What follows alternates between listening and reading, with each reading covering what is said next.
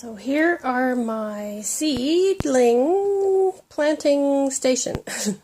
You can see the trays back there that I already posted.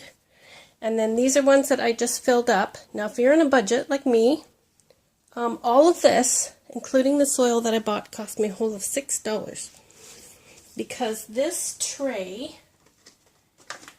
here came with, I got this at the dollar store, and it came with this square thing, all of these pots, and the lid, which I've used for the base here as a grain base for this one, to fit on top for it to make it like a little greenhouse in there.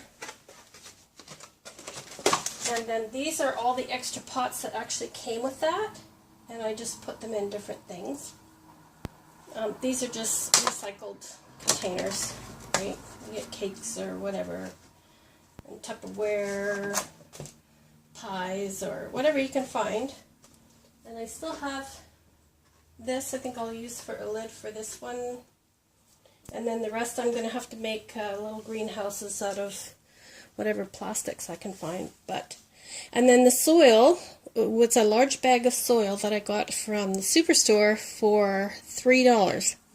It was an all-purpose soil mix, indoor or outdoor use. And so now I've filled these up, and I'm going to start planting some of my seeds in it. Oh, and I got this one, the chives from the garden that I dug up. I used some of that soil, and there's a bit of garden soil mixed in the bottom, but I laid some cardboard down just so that the water wouldn't run out. I'll stick this outside on the deck now because it's got all that nice soil in there. I'll give that a watering. Now I'm going to go ahead and start planting.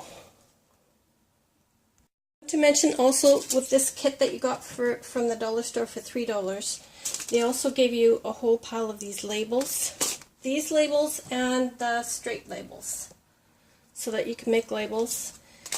And then this little thing it's even got measurements there where you can measure the depth of how deep you want to plant, or if you want to make a really long hole in the ground, you can use this side. All your measurements there. And it even comes with a little mini fork for digging. So cute. So this is the spaghetti squash. They call it vegetable spaghetti. Mr. Fothergill's vegetable spaghetti. So it comes in a foil package. They say that it stays fresher that way. I don't know. That's way more than what I'm going to need. And these should really be planted in deeper pots, but because I'm on a budget, I'm just going to have to do what I can do. And then as these grow bigger, they'll be transplanted. You'll have to keep an eye on it and transplant it into bigger pots quite quickly. As soon as you see them really starting to take off and get roots, usually you'll see the roots starting to come through or come over the edge or whatever, and then they need to be transplanted. And then I should be able to take a little knife and just cut it around there and take each individual plant and transplant them. So I'm putting in here, I'm trying to lay them flat, putting them down quite low. I'm only putting one in each, picking ones that look really nice and plump and healthy and big. I don't know how many I'm going to need, but just in case they don't all come up, I think I'll only do the 6. The next thing to do is to cover them up and label them. So I'm just going to push that soil back in there, back over them. I've used up all my soil at this point, so I have none left. Oh yes I do, pardon me, I lied, I have a tiny little bit left if I need it. Keeping an eye that there's not a chunk of wood or something that I'm putting over it, so it's not going to block it from growing. And when I'm all done, I'll give them all the water. Okay, get that one labeled and get going on the next ones. I'm really excited about this. It has been literally years since I've ever started vegetables inside. The one time that I did, I started vegetables inside, indoors, and they were all coming up really nice. They were like these ones, coming up all through I made these pots out of boards, and I filled them with potting soil, and I've lost my scissors. Now these, I'm just cutting the other parts off of the egg carton. Those egg cartons there, they're white.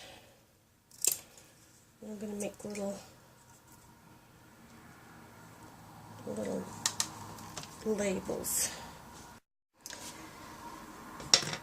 So anyways, as I was saying, I had all these plants coming up in these trays, and one morning, and half of them were gone. Like, what the? Did they just die and rot into the soil? I couldn't figure it out. And the next day, there was even more gone. The next day, more gone. Pretty soon they were all gone. And then it dawned on me, because one day I saw there was just a little bit of a stem left out, and I thought, well, something's eating it. And sure enough, turned out that we were living in an old house with a dugout basement. We had the wood stove in the dugout basement part that heated the house, and there was no way of keeping the mice out. As fast as you get rid of them, they'd come right back in again. And that's what was eating them, was the mice. So that kind of ruined my gardening ambition. For part of that year. And we wound up moving anyways to a place that had a better garden area. Well, I don't know about better garden area, but it was a nice place, closer to people. Living in that old house kind of scared me, because I could hear wolves at night literally right out my back door. And I was kind of new to all of that, so it kind of unnerved me to be in the garden and have to worry about the wolves and the bears sneaking up on you when you're outside gardening. So there we have it. Spaghetti squash and zucchini all planted. So I'm not going to bore you with the rest of this. I'm just going to go ahead and just enjoy myself and plant away and get this watered and try and make some kind of plastic bag caps for these ones so they can start growing up like a little greenhouse effect here. Put on my favorite YouTube channels and enjoy myself.